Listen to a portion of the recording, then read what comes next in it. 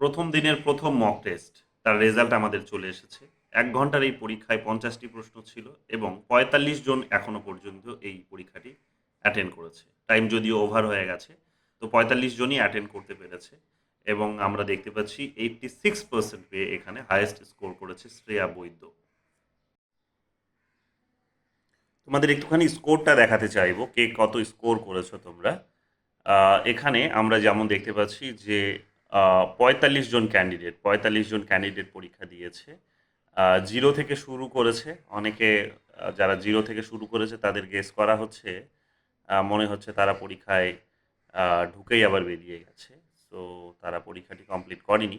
অনেকে ২৭ minute, ২৬ minute অনেক সময় নিয়েছে পরীক্ষাটি শেষ করার জন্য। কিন্তু তাদের স্কোরটি খুবই খারাপ।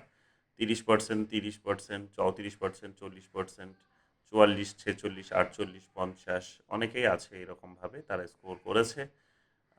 তারপরে আমরা দেখতে পাবো আমাদের হাইয়েস্ট স্কোর যেখান থেকে পাস যারা করেছে তাদের এই সংখ্যাটা এখান থেকে শুরু হচ্ছে। 60% যেহেতু একটা ব্যারিয়ার ছিল, তো 62% পেয়েছে, এখানে নাম নেই তার, সে হয়তো লগ ইন করে অ্যাডমিশন এন্ট্রিটা নেয়নি, পরীক্ষাটা দেয়নি, সে কারণে নাম শো করছে না। শ্রেয়া ব্যানার্জি আমাদের স্টুডেন্ট 64% পেয়েছে। এরপরে আমাদেরই স্টুডেন্ট, এটা নাম দেয়নি কিন্তু আমাদেরই স্টুডেন্ট 64% পেয়েছে। ইনিও আমাদেরই স্টুডেন্ট রুদ্র সাবর্ণ দত্ত, 64%। 66% যিনি পেয়েছেন ইনিও আমাদেরই স্টুডেন্ট। 68% যে পেয়েছে সেও আমাদের স্টুডেন্ট। মৌলি সাহা 68% পেয়েছে, বাইরের ক্যান্ডিডেট।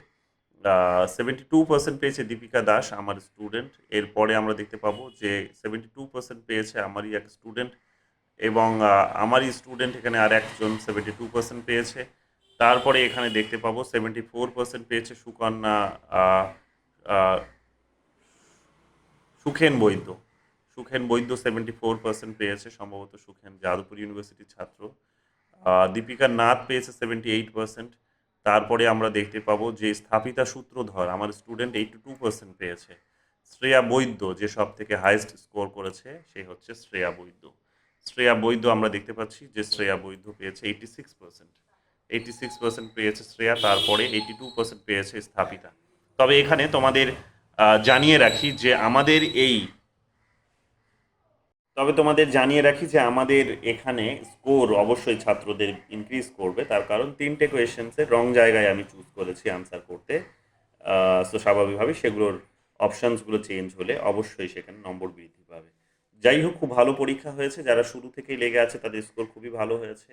আশা করছি এবার অন্যান্য টপিকগুলোতেও তারা ঠিক একই রকমভাবে নিজেদের প্রিপারেশন নিয়েছে এবং দেখা যাক তাদের ফাইনাল রেজাল্ট কী হয়। তবে এটা ছিল শুরুর দিনের প্রথম এটা পরীক্ষা ছিল। এরপরে আমাদের সেকেন্ড পরীক্ষা আসছে, এরপরে আমাদের সেকেন্ড পরীক্ষা, প্রথম দিনের সেকেন্ড পরীক্ষা আসছে, এক্সাম আসছে, মক টেস্ট আসছে আমাদের বিকেল ৫টা নাগাদ। অ্যাটেন্ড করতে কেউ ভুলবে না। বিকেল ৫টা নাগাদ আমাদের এই ওয়েস্টার্ন পলিটিক্যাল থট থেকে আরেকটি এখানে পার্টি কোয়েশনস আসবে, ৫০টি কোয়েশনস আসবে এবং আগামীকাল অন্য একটি ইউনিট নিয়ে আমরা আবার পরীক্ষা শুরু করব নিজেদের, সকাল ১১টায় এবং বিকেল ৫টায়। ধন্যবাদ।